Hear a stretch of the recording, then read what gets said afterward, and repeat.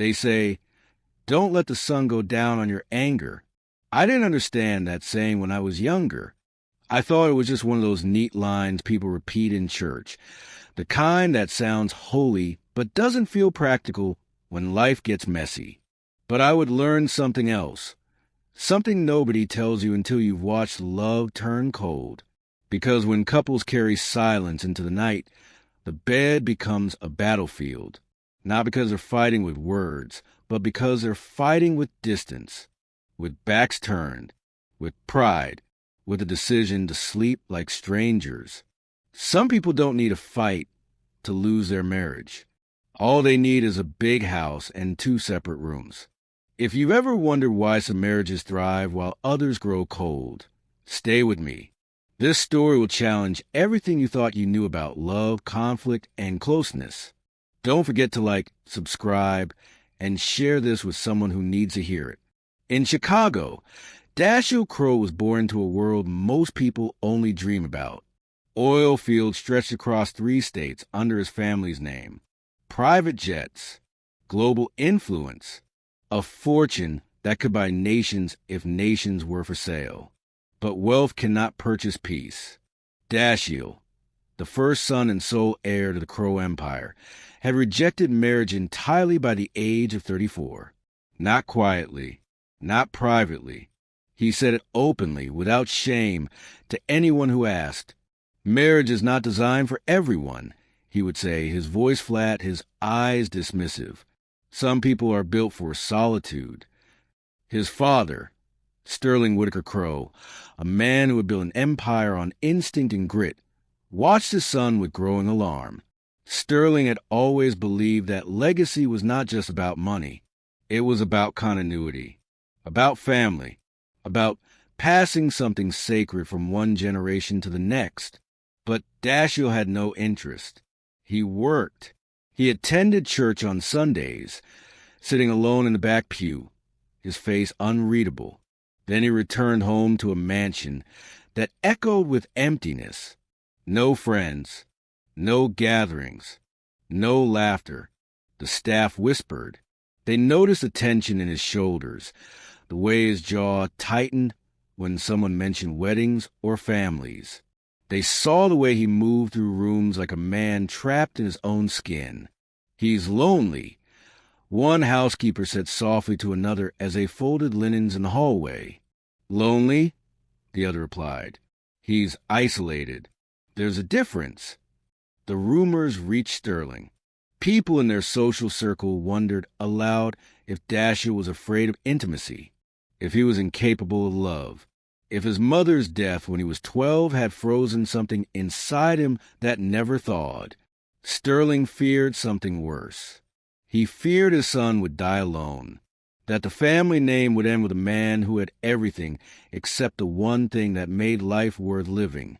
One evening, Sterling stood in Dashiell's study, watching his son review contracts under the dim glow of a desk lamp. "You ever think about settling down?" Sterling asked, his voice careful. Dashiell didn't look up. "No." "Why not?" "Because marriage requires something I don't have." "What's that?" "The ability to stay." Sterling felt his chest tighten. "You think you'd run?" "I think I'd fail." Dashiell finally looked up, his eyes weary. "I've seen it before. I've tried before. Every time I get close to someone, the miscommunications start. The expectations pile up. The pressure to be something I'm not becomes unbearable. I withdraw. They resent me. It ends. So you'd rather live like this?" "I'd rather live honestly." Sterling said nothing, but fear settled into his bones. Not fear of financial ruin. Fear of a legacy that ended not with celebration, but with silence. Sterling had a secretary named Blythe Harrington. She was brilliant, composed, and kind in a way that felt rare. She managed a schedule, anticipated his needs, and somehow made the chaos of running an empire feel manageable. Sterling had noticed the way Dashiell occasionally looked at her during the rare moments he visited the office, not with lust, with something quieter. Curiosity, maybe. Respect. For weeks, Sterling entertained the idea of introducing them, of nudging his son toward someone who might understand him. But the risk was too great. Forcing a marriage could destroy it before it began. Dashiell would resist. Blythe deserved better than to be part of a transaction. So Sterling made a different choice.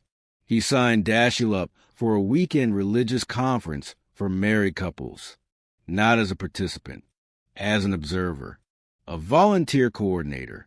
It's a leadership opportunity, Sterling said casually over dinner one night. They need someone to help organize logistics. You'd be good at it. Dashiell frowned. A marriage conference? It's not about marriage. It's about service, about being present for others. Dashiell didn't believe him, but he went anyway, partly out of obligation, partly out of curiosity. The bus ride to the retreat center was 2 hours long. Dashiell sat near the back, arms crossed, headphones in. Around him, couples filled the seats, laughing, bickering, holding hands. A woman near the front turned to her husband. "You forgot to pack my charger." "You told me you already packed it." "I said I was going to pack it." "You weren't listening." "I was listening. You just weren't clear." The woman rolled her eyes, but she was smiling. "This is why we're here." Laughter rippled through the bus. Dashiell pulled out one earbud, listening despite himself. An older man across the aisle leaned forward, grinning. His name was Thaddeus Carver, and he looked like someone who lived a full life without regret. His wife, a petite woman with silver hair, sat beside him, her hand resting on his knee. "You know," Thaddeus said loudly, "my wife and I have been married 42 years, and I can honestly say we have never argued." Several people turned to look at him, eyebrows raised. "Never?" someone asked. "Not once." Dashiell surprised himself by speaking. "That's not possible." Thaddeus laughed, a deep, warm sound. "You calling me a liar, son?" "I'm saying two people can't live together for 42 years without disagreement. That's human nature." "Oh, we disagree," Thaddeus said, his grin widening. "I just don't call arguing." "What do you call it?" "Talking." The bus grew quiet. People leaned in. Thaddeus continued, his voice softer now. "See, the problem with the word argument is that people hear it and think of something destructive, like fighting, like damage. But disagreements? Disagreements are the lubricant of love." Someone laughed nervously. "That's an interesting way to put it." "It's true," Thaddeus said. "Disagreements keep love moving. They keep pride from hardening. They force two people to learn each other instead of assuming they already know everything." His wife squeezed his hand. "He's right. Our first year of marriage was the hardest because we were learning to stop being two separate people and start being one unit. That takes work. That takes disagreement." Thaddeus nodded. Marriage isn't dating. You can't just walk away when things get hard. You have to stay. You have to learn. You have to compromise. Dashiell stared at the man. Something in his chest shifted. He had always viewed disagreement as failure, as proof that two people weren't compatible. But Thaddeus spoke about it like it was necessary, like it was growth. For the first time in years, Dashiell wasn't trying to defend his beliefs. He was trying to understand. Later that evening, after the conference sessions ended, Dashiell found himself sitting outside on a bench near the lake. The air was cool, the sky streaked with orange and pink. Thaddeus appeared beside him, holding 2 cups of coffee. He handed one to Dashiell without asking if he wanted it.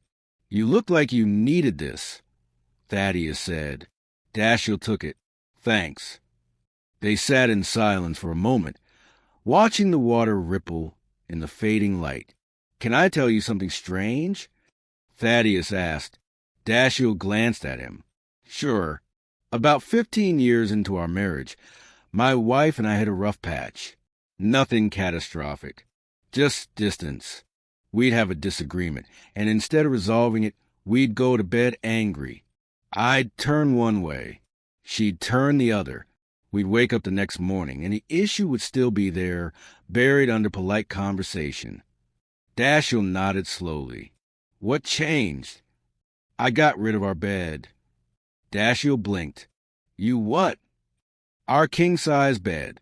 I replaced it with a single-size bed. That's insane. Thaddeus laughed. My wife thought so too, but I told her to trust me. And you know what happened? What? We couldn't stay angry. There was no room for it. Literally, when you're lying in a single bed with another person, you can't turn away. You can't create distance. Your bodies naturally move closer.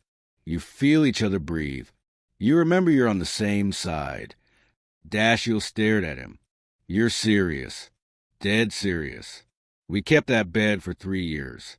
By the time we switched back to a bigger one, we didn't need the lesson anymore. We'd learned that a home stays happy when there's no room for emotional distance. Dashiell felt something crack open inside him. Not painfully. Quietly. He had spent years avoiding closeness because he feared failure. But Thaddeus was describing something different. Not perfection. Not compatibility. Vulnerability. The willingness to stay close even when it was uncomfortable. I don't know if I could do that, Dashiell said quietly. Do what? Sleep in a single bed? Stay. When things get hard. Thaddeus looked at him for a long moment. You ever been in love? I thought so. A few times. And what happened? I left before they could leave me. Thaddeus nodded. Then you've never been in love. You've been afraid. Dashiell didn't argue, because it was true. His fear of marriage wasn't about women. It wasn't about commitment. It was about communication, about vulnerability, about learning to stay close to another person, even when closeness felt terrifying. For the first time, he saw marriage not as a trap, but as a skill he had never learned. 6 months later, Dashiell married Blythe Harrington. It wasn't dramatic. It wasn't a grand romance born from passion and spontaneity. It was a choice. Sterling had introduced them properly after the conference. Coffee turned into dinner. Dinner turned into long conversations about faith, fear, and what it meant to build a life with another person. Blythe was patient. She didn't push. She didn't demand vulnerability before Dashiell was ready to offer it. And despite being a grown woman with her own life, Blythe had never been with anyone before him. Not out of fear, but out of principle. But she also didn't let him hide. I'm not interested in dating someone who keeps me at arm's length, she said one evening, her voice gentle but firm. If you want to be with me, you have to be willing to let me in. Dashiell had nodded, and slowly, carefully he did. The wedding was small, intimate. Dashiell's father cried during the vows, something Dashiell had never seen before. The first few months of marriage were harder than Dashiell expected. He loved Blythe, but love didn't erase his instinct to withdraw when conflict arose. One evening, 3 months into their marriage, they had a disagreement about something small. Dashiell had forgotten to tell Blythe he'd be working late. She'd made dinner. It went cold. I'm not asking you to be perfect, Blythe said, her voice tight. I'm asking you to communicate. I forgot. That's all. I don't see why it's a big deal. Because it makes me feel like I'm not important enough to remember. Dashiell's jaw tightened. That's not fair. Maybe not, but it's how I feel. They stood in the kitchen, the air thick with tension. Dashiell wanted to leave, to go upstairs, to let the silence settle until morning. But Blythe stepped closer. We're not doing this. Doing what? Going to bed angry. I'm not angry. Yes, you are. And so am I. But we're not going to carry this into tomorrow. Dashiell exhaled slowly. What do you want me to say? I want you to stay present. I want you to talk to me. And when we go to bed tonight, no matter how this conversation ends, I want to hear you say, I love you. Dashiell frowned. Even if we're still upset? Especially if we're still upset. Blythe's eyes were steady. Love isn't about perfection, Dashiell. It's about closeness. Emotional distance kills faster than disagreement ever will. Dashiell remembered the bus ride, the single-size bed, the older man's voice. A home stays happy when there's no room for emotional distance. He nodded slowly. Okay. They talked. Not perfectly, not easily, but they talked. And that night, as they lay in bed, Dashiell whispered, I love you. Blythe turned toward him, her hand finding his. I love you too. It wasn't a magic fix, but it was a start. Over the next year, Dashiell learned something he had never known before. Marriage wasn't about avoiding conflict. It was about choosing closeness after conflict. Disagreements still happened. Blythe would get frustrated when Dashiell worked too late. Dashiell would get annoyed when Blythe rearranged his office without asking. But they didn't let silence win. They talked. They listened. They chose each other, even when it was inconvenient. One evening, Blythe surprised him. She had redecorated their bedroom. Dashiell walked in and froze. Their king-size bed was gone. In its place was a single-size bed. What did you do? Dashiell asked, laughing despite himself. Blythe grinned. I heard about an old man who replaced his bed to keep his marriage strong. Thought we'd try it. Dashiell shook his head, smiling. You're ridiculous. Maybe, but I'm also right. And she was. The smaller bed forced them closer, forced them to turn toward each other instead of away, forced them to remember that they were on the same side. Dashiell became the husband he never thought he could be. Not perfect, but present. He learned to speak instead of withdrawing, to listen instead of defending, to love instead of protecting himself.